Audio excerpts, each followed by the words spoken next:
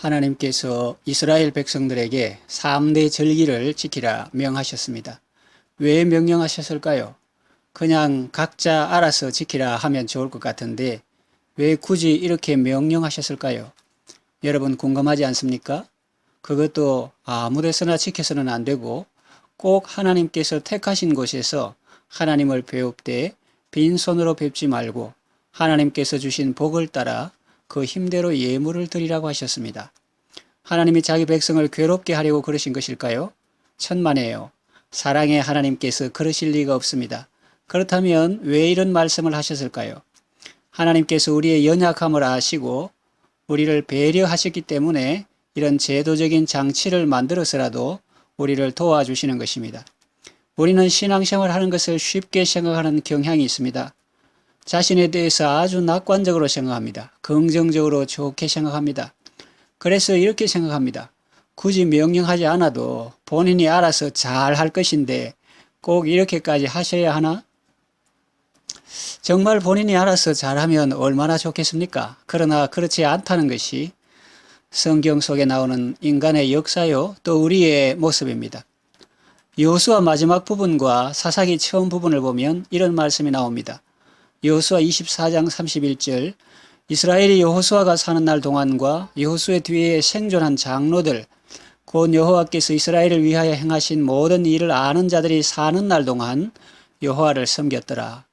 또 사사기 2장 8절에서 10절 보면 여호와의 종 눈의 아들 여호수아가 110세의 죽음에 무리가 그의 기업의 경내 에브라임 산지 가스산 북쪽 딥낫 헤레스에 장사하였고 그 세대의 사람도 다 그 조상들에게로 돌아갔고 그 후에 일어난 다른 세대는 여호와를 알지 못하며 여호와께서 이스라엘을 위하여 행하신 일도 알지 못하였더라 그랬습니다.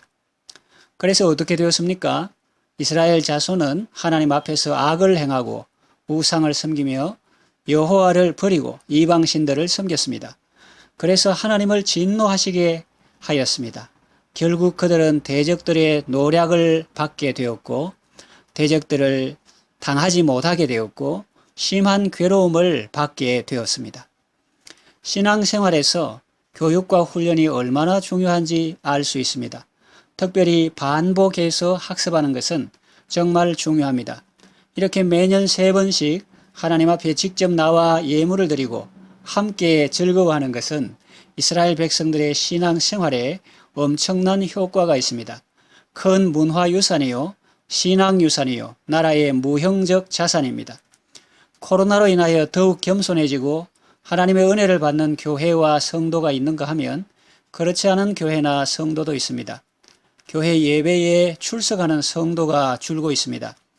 영상으로 한다고 하지만 그 영상을 보는 사람들은 많지 않습니다. 전체 성도 수에 비해서 영상 조회수가 현저히 낮습니다. 영상으로 예배하는 사람 중에도 온전한 예배를 드리는 사람은 적습니다.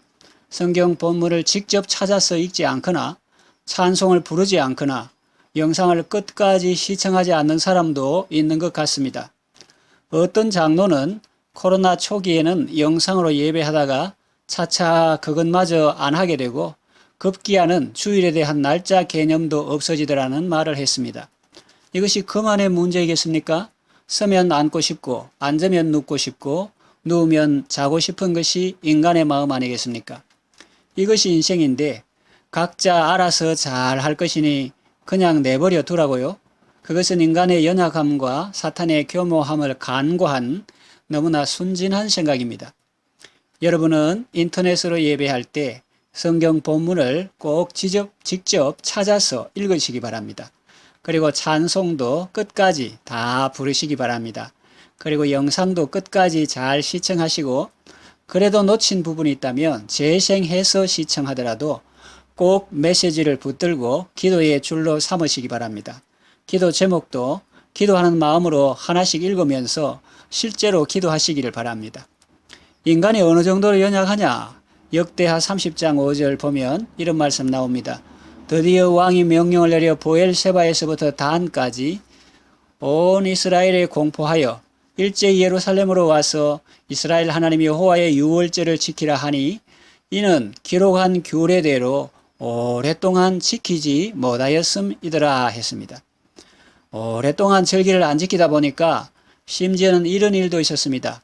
히스기야 왕이 하나님의 말씀대로 명령을 내렸는데도 북쪽 지방의 어떤 사람들은 보발꾼들을 조롱하며 비웃었습니다. 그들 눈에는 정상적인 것이 마치 비정상적인 것처럼 보였을 것입니다. 아무리 좋은 제도를 만들어 주어도 지키지 않으면 소용이 없습니다. 북이스라엘은 하나님과의 언약을 지키지 않고 우상 숭배하다가 아수르에 멸망하고 말았습니다. 남유다도 회개하지 않다가 바벨론에 멸망하고 말았습니다. 하나님께서 이스라엘 백성들에게 절기를 지키라 명하신 것은 그들의 연약함을 아시고 그들을 복된 길로 인도하시려는 배려요 사랑이었습니다. 제도적 장치라는 용어가 있습니다. 무슨 일을 할 때에 그냥 하는 것보다는 좋은 제도를 만들어 놓으면 훨씬 수월하다는 의미입니다. 야산에 감나무 밭이 있는데 열매를 수확할 때 쓰는 레일이 있는 것을 보았습니다. 사람이 감을 따서 일일이 옮기려면 얼마나 힘이 들겠습니까? 그런데 레일이라는 장치가 있으니까 편리하게 옮길 수 있는 거죠. 신앙생활도 마찬가지입니다. 사람이 혼자서 유월절이나 맥추절이나 수장절을 기억하고 받은 은혜를 기억하며 하나님께 감사한다는 것은 쉬운 일이 아닙니다. 하나님께서 전 국가적으로 모든 백성들이 이 절기를 지킬 수 있도록 제도적 장치를 마련해 주신 것입니다. 모세가 이스라엘 백성들에게 하나님께서 베푸신 놀라운 구원의 역사를 노래로 만들어서 가르쳐 부르게 한 것도 같은 맥락이죠. 사람이 똑똑한 것 같아도 금방 잊어버립니다. 둔필이 총명함을 이긴다는 말도 있지 않습니까? 기록하고 또 기억하고 노래 부르고 자손들에게 교육하고 훈련하는 것이 중요합니다. 그렇게 하지 않으면 이스라엘 백성들처럼 하나님을 잊어버리게 됩니다. 그러면 별 수 있습니까? 우상 숭배하다가 망하게 됩니다.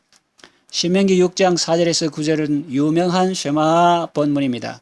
쉐마는 것은 히브리어로 들으라 하는 말인데 그 내용을 읽어보면 다음과 같습니다. 이스라엘아 들으라. 우리 하나님 여호와는 오직 유일한 여호와이시니 너는 마음을 다하고 뜻을 다하고 힘을 다하여 내 하나님 여호와를 사랑하라.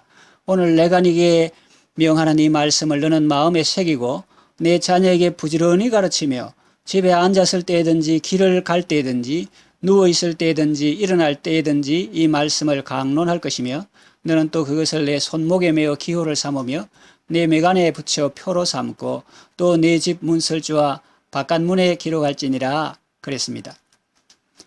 하나님께서 이스라엘 백성들에게 3대 절기를 명하시고 지키라 명하셨습니다. 그것은 그들에게 부담을 주려는 것이 아니라 그들의 연약함을 아시고 그들이 하나님을 늘 기억하고 복을 받도록 하기 위해서 말씀하신 사랑의 명령입니다. 절기는 그들이 하나님과 바른 관계를 맺고 지속적으로 복을 받도록 하기 위한 제도적 장치입니다. 하나님은 하나님 나라 백성인 우리에게도 많은 사랑의 말씀들을 주셨습니다.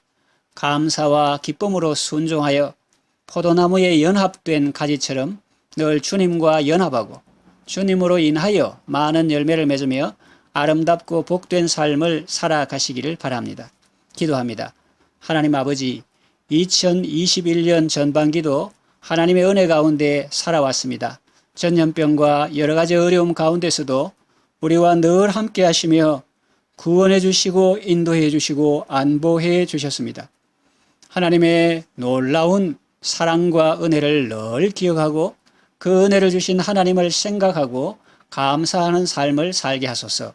다음 세대가 하나님을 알게 하시고 우리 자신이 먼저 하나님을 기뻐하고 하나님을 경외하는 삶을 살게 하소서. 몸도 마음도 연약하나 새 힘 주셔서 살게 하신 하나님, 질그릇같이 연약한 인생이오니 앞으로도 주 의지하여 늘 강건한 삶을 살게 하소서. 하나님의 사랑과 은혜 안에서 감사하며 살게 하소서. 예수님의 이름으로 기도합니다. 아멘.